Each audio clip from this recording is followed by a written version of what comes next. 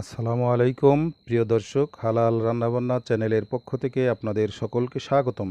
প্রিয় দর্শক, আজকে আপনাদেরকে আমি দেখাতে চেষ্টা করব একটি জন্মদিনের বাড়িতে সুন্দর ঝরঝরে একটি বিরিয়ানি রান্না করার রেসিপি।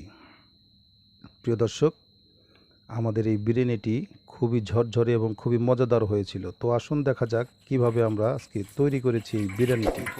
প্রিয় দর্শক, আমরা যে তেলের মধ্যে মাংসটা ভেজে নিয়েছিলাম সেই তেলের মধ্যেই আমরা এখানে দিয়ে দিলাম 1 কেজি পরিমাণ তেল, সয়াবিন তেল, এবং দিয়ে দিলাম তেজপাতা, দারুচিনি এবং কয়েক টুকরো লবঙ্গ।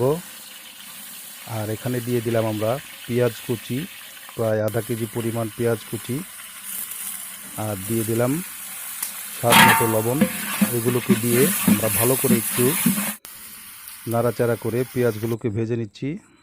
আর এখানে জালটা ভালোভাবেই দেওয়া হচ্ছে।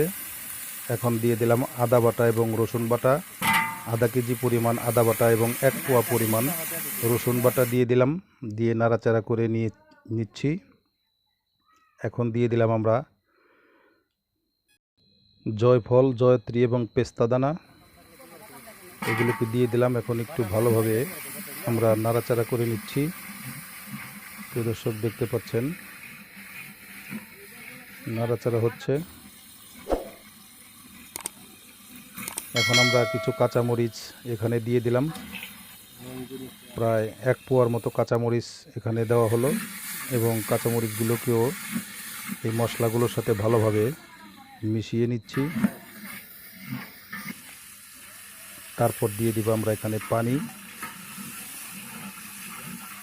1 মগের মতো পানি আমরা দিয়ে নিলাম এবং এগুলোকে ভালো করে কষিয়ে নিচ্ছি। এবং দিয়ে দিলাম ভাজা মাংসগুলো।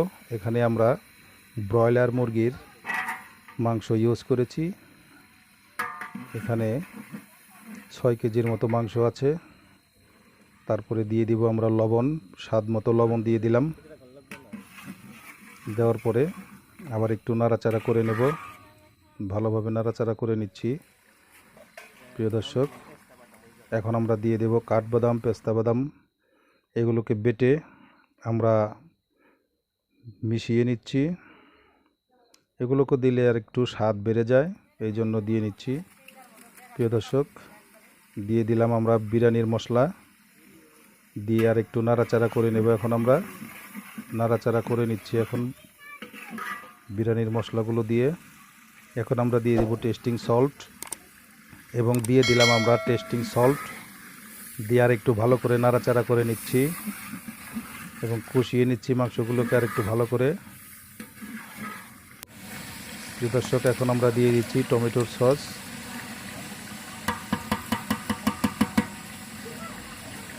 টমেটোর সস দিয়ে আবার একটু ভালো করে নাড়াচাড়া করে নিতে হবে।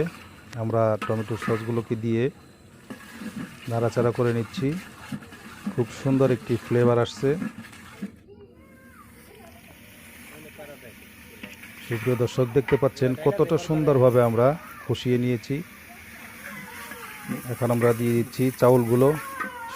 ভালোভাবে আমরা চাউলগুলো দিয়ে একটু নাড়াচাড়া করে নেব। চাউলগুলো মশলাগুলোর সাথে ভালোভাবে কষিয়ে নিতে হবে। আমরা চাউলগুলোকে কষিয়ে নিচ্ছি। এখন আমরা দিয়ে দিলাম এখানে আলু বাখারা।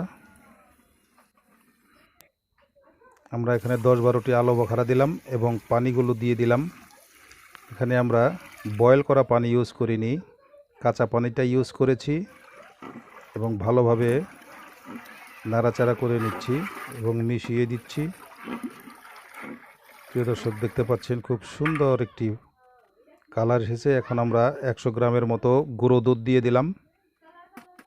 এখানে আমরা ফ্রেশ দুধটা ব্যবহার করেছি, আপনারা চাইলে যে কোনো ব্র্যান্ডের দুধ ব্যবহার করতে পারেন, একটু স্বাদ বাড়ানোর জন্য দেওয়া আর কি।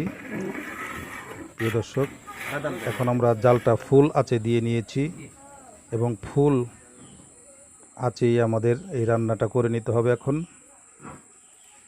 প্রিয় দর্শক, দেখতে পাচ্ছেন আমাদের পানিটা শুকিয়ে গেছে। এখন আমরা এটাকে দমে দিব। এখন আমরা দমে দিয়ে দিলাম, উপর দিয়ে কিছু আগুন কয়লা দিয়ে দিলাম এবং সাইড দিয়েও আমরা কিছু কয়লা দিয়ে দিব, যাতে এটা ভালোভাবে দমে ভালোভাবে সিদ্ধ হয়ে যায়। সেই জন্য প্রিয় দর্শক দেখতে পাচ্ছেন কতটা সুন্দর আমাদের আজকের এই বিয়েবাড়ির অথবা অনুষ্ঠান বাড়ির বিরিয়ানিটাও হয়ে গেল। খুব সুন্দর এবং ঝরঝরে হয়েছে এবং খুবই মজাদার হয়েছে। প্রিয় দর্শক, আমাদের রেসিপিটি ভালো লাগলে আপনারা একটি লাইক দিয়ে দিবেন এবং যারা এখনও সাবস্ক্রাইব করেননি, প্রিয় দর্শক, সাবস্ক্রাইব করে আমাদের বন্ধু হয়ে আমাদের পাশেই থাকবেন, এই আশা এবং আকাঙ্ক্ষা আপনাদের কাছে রাখছি। প্রিয় দর্শক, দেখতে পাচ্ছেন কতটা ঝরঝরে হয়েছে আমাদের আজকের এই বিরিয়ানিটা। প্রিয় দর্শক, আজ এই পর্যন্তই। অন্য দিন আবার দেখা হবে। আসসালামু আলাইকুম।